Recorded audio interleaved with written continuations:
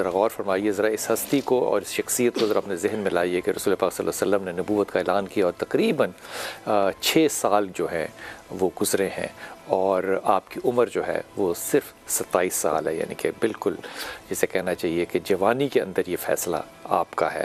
اس وقت تقریباً 39 لوگ جو ہیں انہوں نے اسلام قبول کیا، جس میں کہ تقریباً 11 عورتیں، جس میں سے نہیں، جس کے علاوہ 11 عورتیں تھیں، اور 40ویں آپ وہ ہستی اور شخصیت تھے جنہوں نے کہ اسلام قبول کیا۔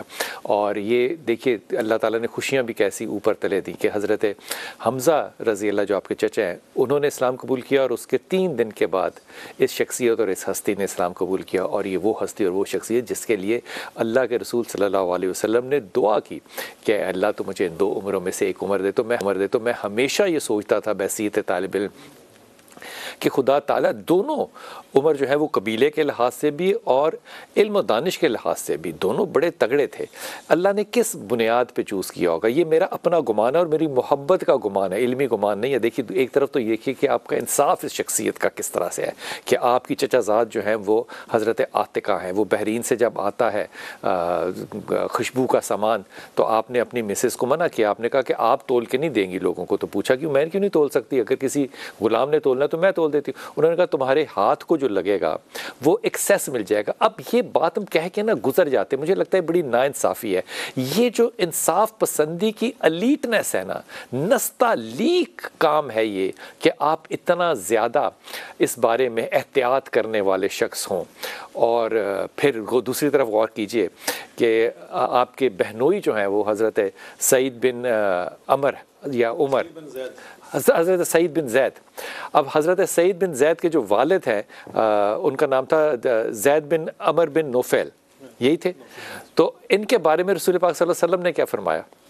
وہ کہتے ہیں کہ ابھی میں 25 سال کا تھا، ابھی اسلام نہیں آیا تھا، تو کسی جگہ دعوت پہ گئے، تو وہاں دعوت پہ گئے تو یہ جو شخص تھے، یہ جو حضرت سعید کے والد تھے، یہ حضرت زید جو ہے یہ اس جگہ سے دعوت سے اٹھ گئے۔ اب دعوت سے اٹھنا جو ہے یہ عربز کے لیے اور خاص طور پہ ان قبیلوں کے لیے انتہائی انسلٹنگ سینیریو ہوتا تھا، یہ ممکن نہیں ہوتا، لیکن وہ وہاں سے اٹھ گئے اور انہوں نے کہا پتہ کیا؟ انہوں نے کہا کہ یہ جو کھانا ہے یہ بتوں کے نام پہ ہے اور میں بتوں کے نام کی نیاز نہیں کرتا۔ رسول پاک صلی اللہ علیہ وسلم کہتے ہیں کہ جب زید، ابھی دیکھیں اسلام آنے سے پہلے رسول پاک صلی اللہ علیہ وسلم کی نبوت سے پہلے آپ کا انتقال ہو چکا تھا، آپ نے کہا جب زید اٹھے گا تو وہ پوری امت بن کے اٹھے گا۔ کیا جملہ کہا ہے میرے نبی پاک نے، رسول پاک صلی اللہ علیہ وسلم کہ یہ ساتھی جن کو کہ رسول پاک صلی اللہ علیہ وسلم نے مانا، آج ان کے فضائل کی بات کریں گے۔ حضرت عمر خطاب رضی اللہ، اور ہمارے ساتھ انتہائی محترم مہمان ہیں، انتہائی محترم ڈاکٹر طارق بھائی، السلام علیکم سر، خیریت سے؟ اور ہمارے ساتھ ہمیشہ کی طرح حافظ صاحب، بڑی شفقت فرماتے ہیں حافظ صاحب، السلام علیکم۔ ہمارے ساتھ ضیاء اللہ شاہ بخاری شامل ہیں، السلام علیکم۔ اور ہمارے ساتھ سخاوت بھائی شامل ہے، سخاوت بھائی السلام علیکم۔ حافظ صاحب آپ سے شروع کرتا ہوں، آپ کو حضرت عمر خطاب کی جتنی بھی فضیلت بیان کی جائے کم ہے، کیونکہ دعائے رسول ہے صلی اللہ علیہ وسلم، آپ کے دل کو ٹھکتی کیا بات ہے حضرت عمر خطاب کی؟ مجھے جو 2 باتیں ٹھکی ہیں میں نے وہ عرض کی ہیں، ٹھکتی کیا بات ہے دل کو؟ بسم اللہ الرحمن الرحیم، نحمدہ ونصلی ونسلم علی رسولہ الکریم۔ بلال بھائی، سیدنا عمر بن خطاب رضی اللہ تعالیٰ عنہ کی زندگی کے تمام گوشے، تمام پہلو، تمام منٹ، لمحے وہ اتنے قیمتی ہیں کہ اگر قیامت کی صبح تک اس پہ گفتگو ہوتی رہے، کم ہے، وقت کم ہے، ممکن نہیں ہے۔ لیکن مجھے بڑا جو 2 چیزیں ان کی ہیں، ایک کہا کہ اگر یہ خفیہ کیوں ہیں، نماز اذان، نکلو باہر دیکھیں، یہ عمر تھا، اور اسی لیے اللہ نے عمر کا انتخاب کیا تھا کہ اللہ کو بھی یہ پتا تھا کہ عمر آئے گا تو اذان عام ہوگی۔ اور دوسرا، جب آپ پر حملہ ہوتا ہے تو یہ ہر شخص کے لیے اس میں بہت بڑا سبق ہے کہ جب عبداللہ بن عمر کو کہا نا کہ جاؤ اماں عائشہ کے پاس، اور جا کے، اور یہ نہیں کہا کہ جا کے کہنا امیر المومنین نے کہا، خلیفۃ المسلمین نے کہا جا کے کہنا خطاب کا بیٹا عمر کہتا ہے جگہ مل جائے گی۔ یعنی آپ اس میں دیکھیں کہ حالانکہ اس وقت یہ بھی کہا جا سکتا کہ عمر خطاب نے کہا، نہیں، خطاب کا بیٹا عمر نے، یعنی لاچار کی انداز، التجا کا انداز۔ اور پھر یہ اگلا یہ آرڈر کہ دیکھو ہو سکتا ہے میری حیا میں میں زندہ ہوں، میری شرم میں اماں عائشہ نے اجازت دے دی ہو، لیکن جب میں اس دنیا سے چلا جاؤں پھر دیکھ لینا اگر یعنی، اور وہ بھی ماں تھی نا، اس کو بھی پتا تھا کہ عمر کیسا ہے، اس نے بھی دروازے کھلے رکھے. تو رسول اللہ صلی اللہ علیہ وسلم نے جو اس کا حق ادا کیا، یعنی رسول اللہ صلی اللہ علیہ وسلم نے جو اس کا انعام دیا وہ یہ ہے کہ قیامت کی صبح تک جو بھی جا کے روزہ اطہر پہ سلام پڑے گا ابو بکر و عمر پہ سلام پڑے گا، اور یہ عمر کا انعام ہے جو رسول اللہ صلی اللہ علیہ وسلم. یہاں پہ بڑا خوبصورت جملہ میری ماں سیدہ نے کہا، انہوں نے کہا کہ میں نے یہ جگہ سوچی تو اپنے لیے تھی ڈاکٹر، لیکن جب عمر کی درخواست آئی تو پھر میں نے سوچا یہ جگہ جو ہے، یہ عمر کا جو احسان تھا نا میرے اوپر، میں چاہتی ہوں یہاں اتار کے جاؤں. اور وہ تھا کہ جب منافقین نے سیدہ عائشہ پہ الزام لگایا تو قربان جاؤں عمر کا، یا رسول اللہ اپنی مرضی سے شادی کی یا اللہ کی عرض؟ کہا اللہ کے ہوگا، پھر فیصلہ بھی اللہ ہی دے گا. اللہ نے فیصلہ دیا.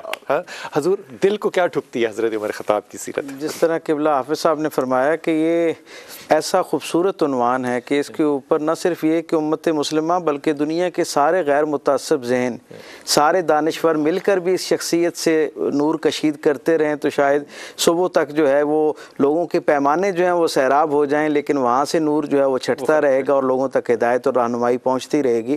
حضرت عمر فاروق کی شخصیت اتنی ہمہ جہت ہے کہ جس حوالے سے دیکھیں اس کے اندر ان کی اپنی جداگانہ شان اور تشخص نظر آتا ہے، لیکن ایک خاص حوالہ جو اس وقت فوری طور پہ میرے ذہن میں ان کی نسبت سے آتا ہے وہ یہ ہے کہ پوری امت کے اندر اللہ کے رسول صلی اللہ علیہ وسلم نے اپنے اصحاب میں بالخصوص خاص انداز کی عزتیں تقسیم کی، حضور کی نسبت سے لوگوں تک عزتیں پہنچیں.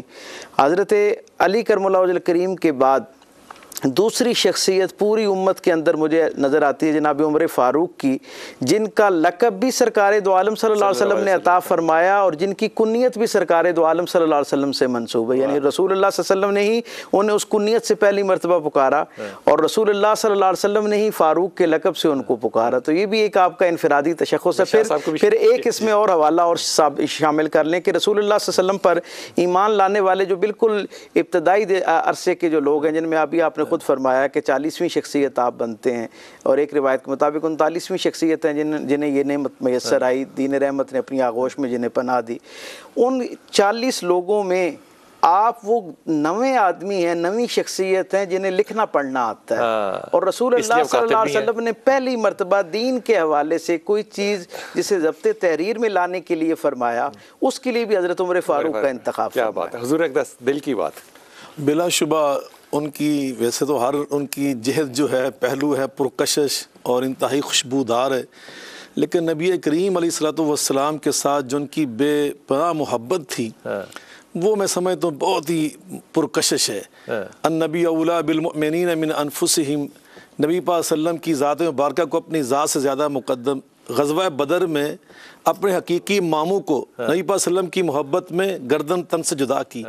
جب 70 اس کے قیدی بنے نا، جناب صدیق اکبر کی اپنی رائے تھی، وہ نرم دل تھے. جب ان سے پوچھا نبی پاک صلی اللہ علیہ وسلم نے تو فرمایا کہ میرا مشورہ یہ ہے کہ جس کا رشتہ دار ہے نا اس کے ہاتھ سے اس کی گردن اتروائی جائے، اس لیے کہ پتہ چل جائے کہ رسول اللہ صلی اللہ علیہ وسلم کی مخالفت کا معنی کیا ہے.